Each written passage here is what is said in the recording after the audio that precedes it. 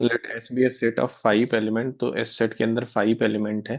हम लोग उसको 1 2 3 4 5 एज्यूम कर लेते हैं, आप कुछ और भी मान सकते हैं, ABCD या A1 A2 A3 A4 A5। P S denote the power set of S. तो पावर सेट ऑफ एस का मतलब क्या होता है कि एक ऐसा सेट जो इसके सारे सबसेट को एज एन एलिमेंट कंटेन करता हो।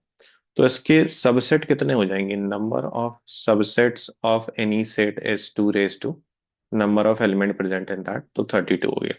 जैसे इसके अंदर एक 5 होगा एलिमेंट्स जिसमें कुछ भी नहीं हो, 1 एलिमेंट्स वाले सबसेट होंगे 1 2 सो ऑन टिल 5।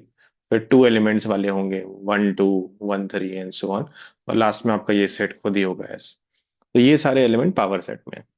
अब क्या बताया जा रहा है कि E be an event of choosing an ordered pair A B. आप ordered pair A B choose कर रहे हैं। ऑर्डर्ड पेयर का कैसा डेफिनेशन था कि ऑर्डर्ड पेयर में ये दो सेट के कार्टेशियन प्रोडक्ट से एलिमेंट आते हैं। तो यहाँ पे ए बी जो है वो P S cross P S का कोई एलिमेंट है। तो इसका मतलब पहला वाला ए जो है वो पी एस से आएगा, पावर सेट ऑफ एस से आएगा, और दूसरा वाला भी पावर सेट ऑफ एस से ही आएगा। तो बेसिकली ए और बी जो हो गए वो पावर सेट ऑफ एस के एलिमेंट हो गए, सबसेट नहीं, पावर सेट ऑफ एस के एलिमेंट हो गए। तो अगर पावर सेट ऑफ एस के एलिमेंट है मतलब इनमें से ही कुछ है। पावर सेट के एलिमेंट क्या है, इस सेट के सबसेट है। तो बेसिकली आप ऐसे भी समझ सकते हैं कि A and B are subsets of S. A और बी क्या है, इस सेट के सबसेट है। तो कितनी पॉसिबिलिटीज है ए और बी के पास, ए के पास भी इन 32 में से कुछ भी हो सकता है।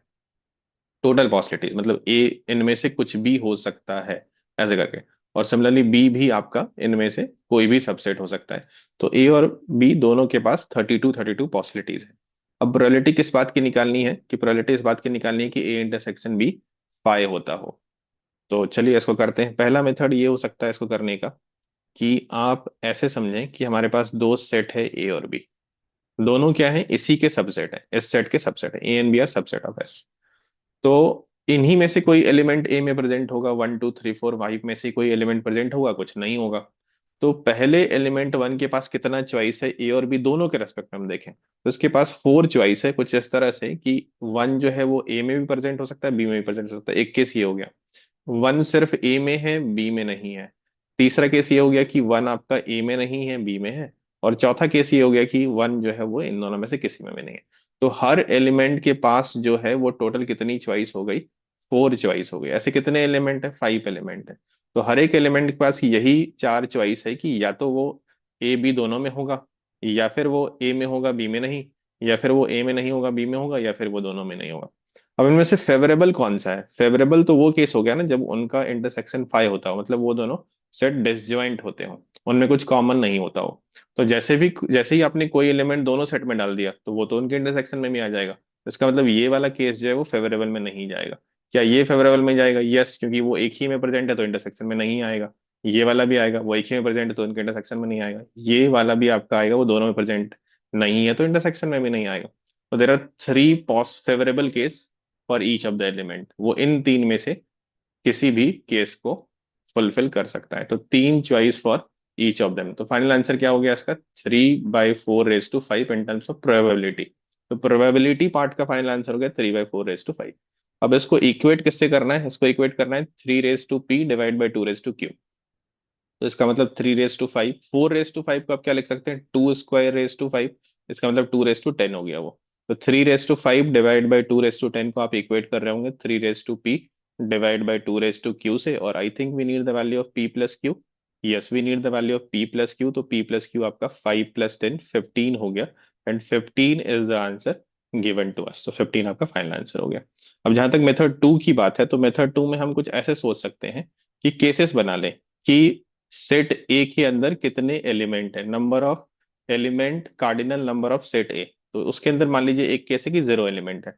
अब वो कौन सा एलिमेंट होगा, अब 0 एलिमेंट है तो एक ही चॉइस है, कुछ भी नहीं है, 5C0 बोल सकते हैं, बट बेसिकली कुछ भी नहीं है, एक ही चॉइस है। तो जिस समय आपके ए के अंदर कुछ भी नहीं है, सेट ए एम्प्टी सेट है, फाइव है, तो उस समय बी के पास ऐसा क्या क्या हो सकता है जिससे उन दोनों का इंटरसेक्शन फाइव हो। बी के पास कुछ भी हो सकता है। तो बी के पास टोटल 2/5 चॉइस है, जो कि कोई भी सबसेट उस सेट का हो सकता है, क्योंकि पहला सेट फाइव है तो इंटरसेक्शन आप उसके साथ लेंगे तो फाइव ही हो जाएगा। तो इस समय हो गया 5C0 × 2/5। केस नंबर टू की सेट ए के अंदर एक एलिमेंट है। अब ये इंपॉर्टेंट हो जाता है आपके लिए कि वो कौन सा एलिमेंट है। तो पहले आप चूज करिए कि कौन सा एलिमेंट है, कि ए के अंदर आपका एलिमेंट वन है, कि एलिमेंट 2 है कि एलिमेंट 3 है, तो सेलेक्ट 1 आउट ऑफ 5, 5C1 हो गया। मान लीजिए थोड़ी देर के लिए कि सेट ए के अंदर एलिमेंट आपका 3 था। अब सेट बी के अंदर आप क्या क्या एलिमेंट ले सकते हैं जिससे कि उनका इंटरसेक्शन 5 हो? तो आप कुछ भी ले सकते हैं एक्सेप्ट 3, क्योंकि 3 अगर आप यहाँ पे रख देंगे तो उनके इंटरसेक्शन में फिर 5 नहीं आएगा, 3 आ जाएगा। तो you can't take 3, but other than 3 आप 1 2 4 5 इनमें से कुछ भी ले सकते हैं। तो हर एक के पास दो चॉइस है, या तो वो उस सेट बी में प्रेजेंट होगा या नहीं होगा। जरूरी नहीं कि आपको 1 2 4 5 ही रखना, 1 2 4 रखेंगे तब भी इंटरसेक्शन 5 है। तो इन चारों में से आप किसी भी एलिमेंट को रख सकते हैं या नहीं रख सकते हैं, तो हर के पास दो चॉइस है। या फिर आप ऐसे ही बोल सकते हैं कि इस सेट का सबसेट हो जाएगा सेट बी के अंदर, तो इस सेट का सबसेट मतलब 2 4 चॉइसेस। तो दैट वे आप केस बनाते चले जाइए।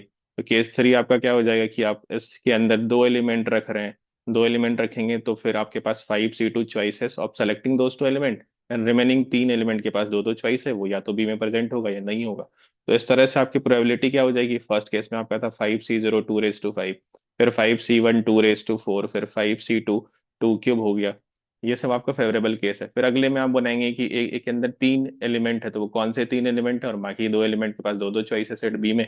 फिर अगला केस आपके पास हो जाएगा कि चार एलिमेंट है सेट ए के अंदर, तो 5C4 चॉइस, वो कौन से चार एलिमेंट है, और सेट बी के पास आपके पास दो चॉइस है, वो जो लास्ट एलिमेंट बच रही है। और फाइनली कि सेट ए के अंदर सारे के सारे एलिमेंट है, तो बी को 5 होना ही पड़ेगा। तो दैट इज 1, जो उसको आप 2 0 भी बोल सकते हैं। और डिनोमिनेटर में क्या हो गया? सेट ए के पास 2 5 चॉइस, वो कोई भी सबसेट हो सकता है। सेट बी के पास भी आपके पास 2 5 चॉइस, वो कोई भी सबसेट हो सकता है। ये आपको ऐसा नहीं लग रहा कि ये binomial expansion of 1 + 2 raise to P है? Exactly it is binomial expansion of 1 + 2 raise to P. A + B raise to n का जो एक्सपेंशन होता है वो ऐसा ही होता है। NC0 A n + NC1 A n - 1 B so on. तो ये आपका हो गया आपके पास 2 10 नीचे और ऊपर 3 5। तो in both the methods we are getting the same answer. कितना आ रहा है? P की वैल्यू आपके पास 5 आ रही है और Q की वैल्यू 10 आ रही है, तो P + Q आपका 15 आ जाएगा। तो 15 is the final answer for this question which is present in option. अच्छा, ये आपका इंटीजर टाइप क्वेश्चन है तो किसी ऑप्शन में नहीं है। 15 is the final answer for this question.